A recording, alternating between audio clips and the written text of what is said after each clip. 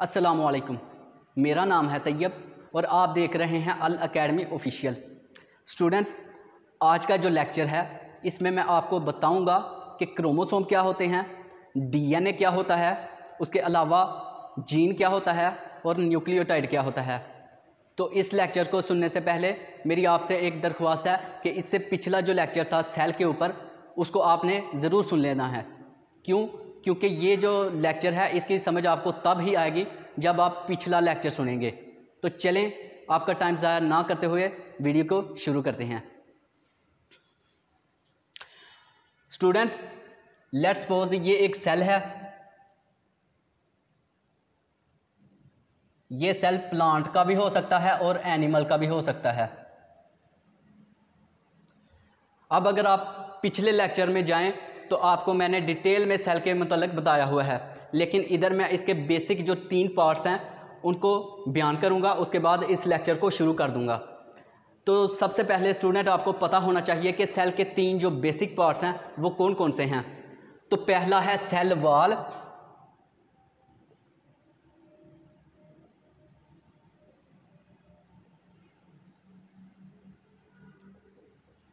अगर plant cell की बात की जाए तो उसमें सेल वॉल और सेल मेम्ब्रेन दोनों पाए जाते हैं।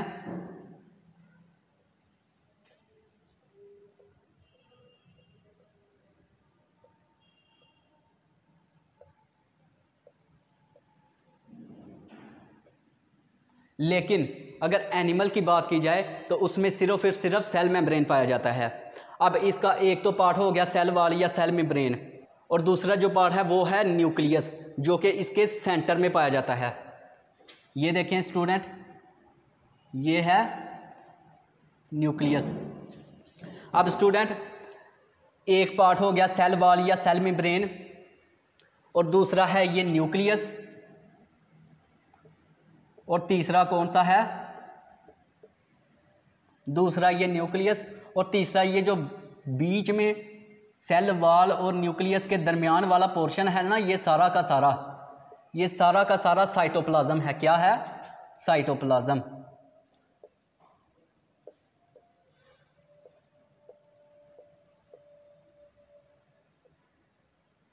अब स्टूडेंट देखें, आपने याद रखना है कि सेल डिवाइड भी होते हैं। अब सेल डिवाइड होने से पहले ये जो न्यूक्लियस है ना, इसमें थ्रेड लाइक स्ट्रक्चर्स होती हैं। जब सेल डिवाइड नहीं हो रहा होता तब इसमें छोटी छोटी थ्रेड लाइक स्ट्रक्चर्स होती हैं। अगर मैं आपके लिए इजी कर दूं इसको, तो ये जो सेल के दरमियान में न्यूक्लियस है, इसको मैं आपको बाहर निकाल के बताता हूं। तो इसको बाहर निकालते हैं कि ये जो न्यूक्लियस है ना, न्यूक्लियस, इसके अंदर जो थ्रेड लाइक स्ट्रक्चर्स है ना, अगर तो जब डिवाइडिंग सेल नहीं है, जब सेल डिवाइड नहीं हो रहा, तब ये जो थ्रेड लाइक स्ट्रक्चर्स होती हैं इनको कहते हैं क्रोमाटिन। क्रोमाटिन।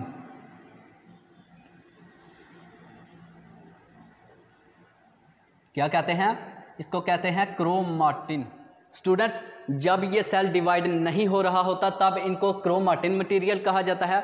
लेकिन जब सेल डिवाइड होता है, ड्यूरिंग सेल डिवीजन, ये जो क्रोमाटिन मटेरियल है ना, ये कंडेंस होना शुरू हो जाता है। जैसे मिसाल के तौर पर अगर मैं आपको ये एक छोटा सा टुकड़ा जो है थ्रेड लाइक स्ट्रक्चर, इसको बाहर निकाल के बताऊं, ये जो एक थ्रेड लाइक स्ट्रक्चर है, जब सेल डिवाइड होता है तब ये अपने आप को क्वाइल करने लगता है। इस तरह क्वाइल करता जाता है। तो अब जो है ये क्रोमाटिन मटेरियल नहीं रहा, बल्कि इसने अपनी एक ख़ास, जब ये क्वाइल करता जाता है तो अपनी एक ख़ास स्ट्रक्चर बना लेता है, अपनी एक ख़ास शेप बना लेता है। अब वो शेप किस तरह दिखाई देती है, इसको अब मैं आपको ये सब कुछ रिमूव करके बताता हूँ।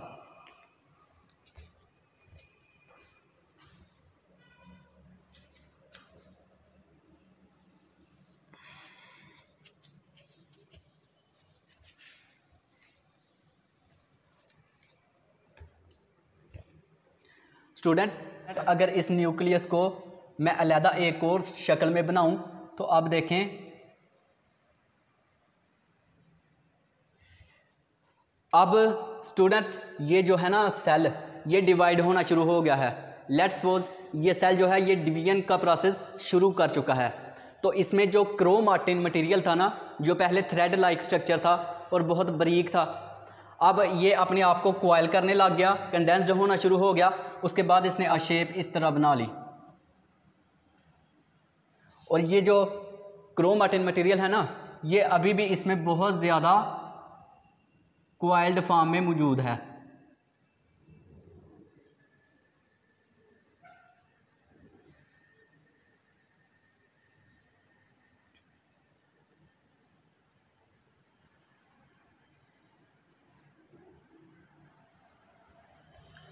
स्टूडेंट, अब जब सेल डिवीजन का प्रोसेस शुरू हो चुका था तो ये जो क्रोमाटिन मटेरियल था ये अपने आप को क्रोमोसोम में कन्वर्ट कर देता है। इसकी शेप इस तरह की हो जाती है। इसको कहते हैं क्रोमोसोम।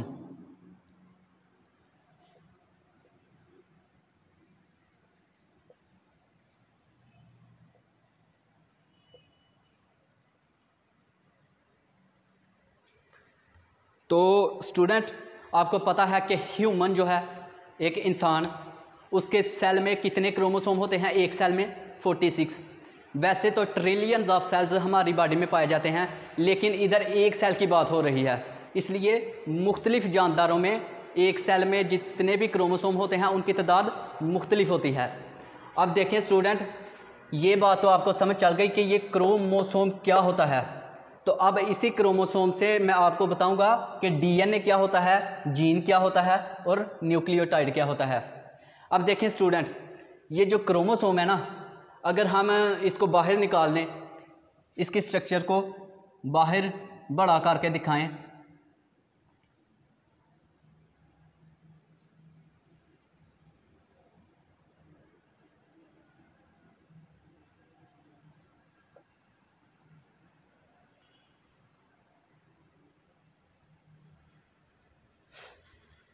अब देखें स्टूडेंट, ये जो क्रोमोसोम है ना, इसका अगर हम छोटा सा पार्ट कट कर लें, लेट्स सपोज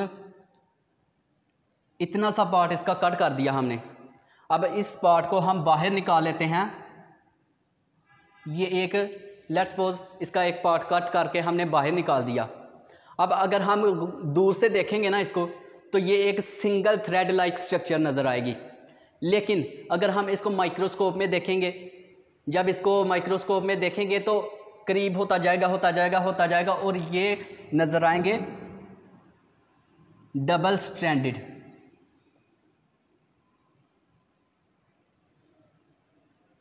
ये डबल स्ट्रैंडेड स्ट्रक्चर नज़र आएगी। इसके अंदर बेसिस इस तरह सामने सामने होंगी एक दूसरे के।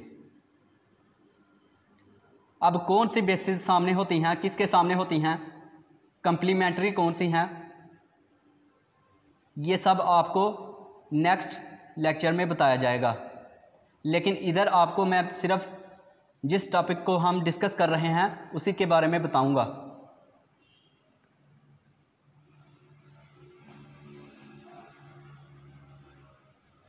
तो स्टूडेंट, आपको पता चला कि ये जो एक सेल था इधर मैंने पहले बनाया था, उसका जो न्यूक्लियस था उसके अंदर क्रोमाटिन मटेरियल पाया जाता है, जो कि थ्रेड लाइक स्ट्रक्चर है और बहुत थिन है, पतला है। उसके बाद और वो जो क्रोमाटिन मटेरियल है वो नॉन डिवाइडिंग सेल में पाया जाता है, जो कि सेल डिवाइड नहीं हो रहा होता। लेकिन जब कोई सेल डिवाइड होता है तो वो जो क्रोमाटिन मटेरियल है वो क्रोमोसोम की फॉर्म में कन्वर्ट हो जाता है।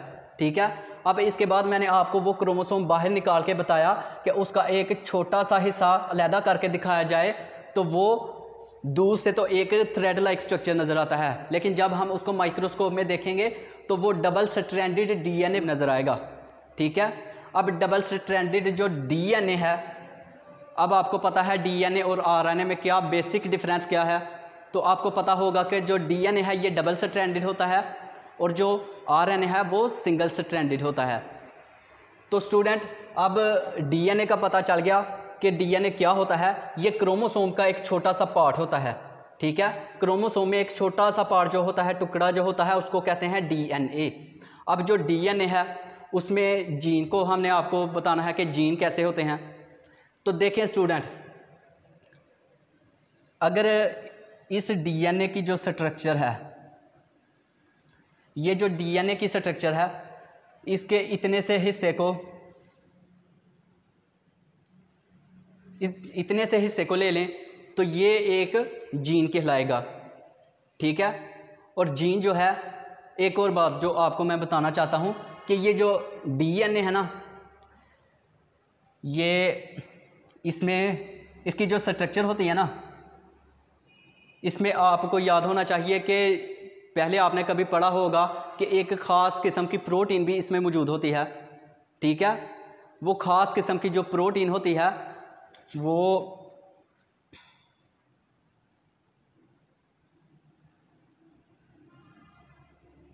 फ़र्ज़ कर लें कि ये हमने दोबारा इसको जो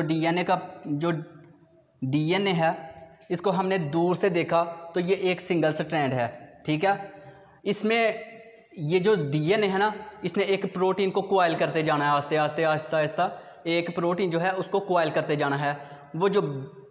वो जो मेन प्रोटीन है उसका क्या नाम है? उसका नाम है हिस्टोन प्रोटीन। कौन सी प्रोटीन है? Histone protein.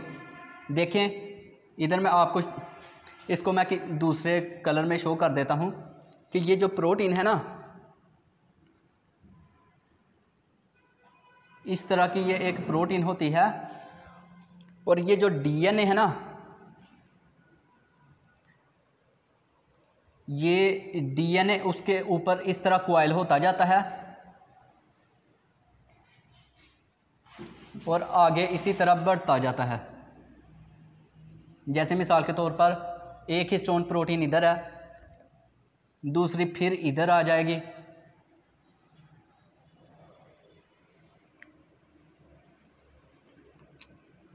दूसरी जो है वो इधर आ जाएगी। ठीक है। अब देखें ये जो डीएनए है ये प्रोटीन को कॉइल उसके ऊपर रैप करता हुआ अपने आप को बल खाता हुआ आगे लेता जाता है। अब ये जो डीएनए और प्रोटीन है ये दोनों मिलके क्रोमोसोम बनाते हैं। ठीक है। प्रोटीन प्लस डीएनए, ये प्रोटीन और डीएनए जब दोनों मिलते हैं आपस में तो एक क्रोमोसोम की फॉर्म सामने आती है।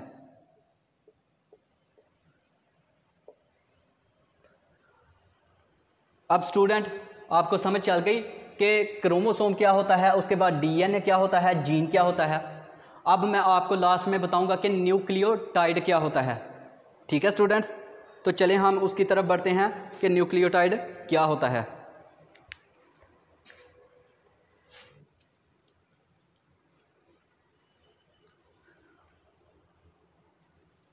तो स्टूडेंट इधर देखें, मैं दोबारा आपको डीएनए की जो स्ट्रक्चर है वो बना के दिखाता हूं। लेट्स सपोज ये एक डीएनए की स्ट्रक्चर है।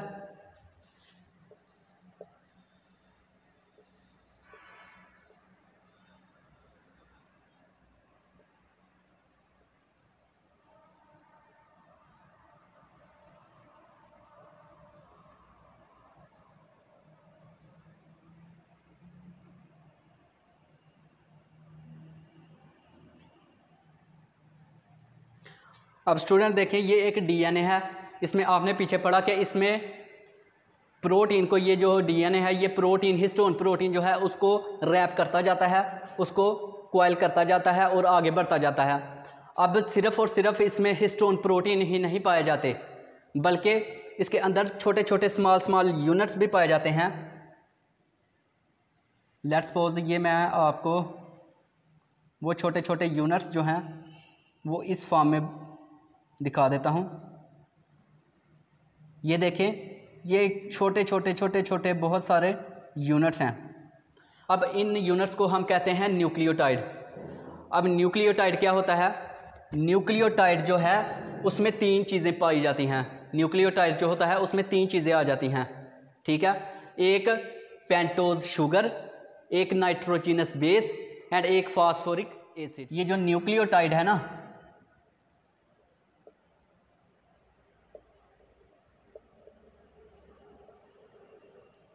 इसके 3 मेन पार्ट्स हैं। कितने? 3 पार्ट्स। नंबर 1 है एक पेंटोज शुगर,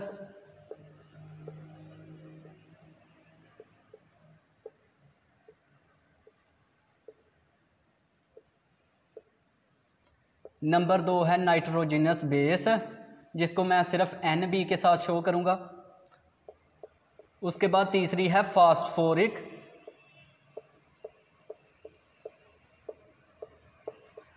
एसिड। ठीक है, ये 3 पार्ट्स हैं न्यूक्लियोटाइड के। अब इसकी अगर मैं आपको स्ट्रक्चर भी बताऊं तो देखें, पेंटो शुगर जो है वो 5 कार्बन्स पे मुश्तमिल एक शुगर होती है। DNA में इसको कहते हैं डीऑक्सी राइबोज शुगर।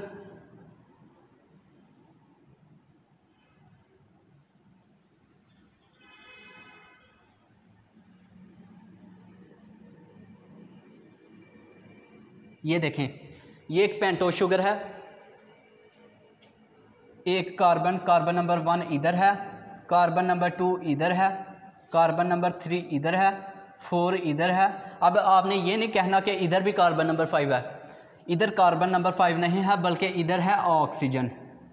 अब वो जो कार्बन नंबर 5 है, जैसा कि आप पूछ भी सकते हैं कि सर आपने कहा है कि पेंटो शुगर जो है वो 5 कार्बन पर मुश्तमिल शुगर होती है, तो इसमें 5वां कार्बन कहाँ है? तो स्टूडेंट, वो जो 5वां कार्बन है वो इधर होगा।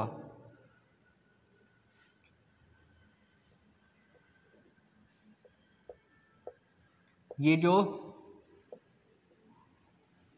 फास्फेट ग्रुप है ना, जिसको फास्फोरिक एसिड भी कहा जाता है, ये वाला हिस्सा जो है, ये इसका, ये जो फास्फोरिक एसिड है ना, ये वाला हिस्सा है।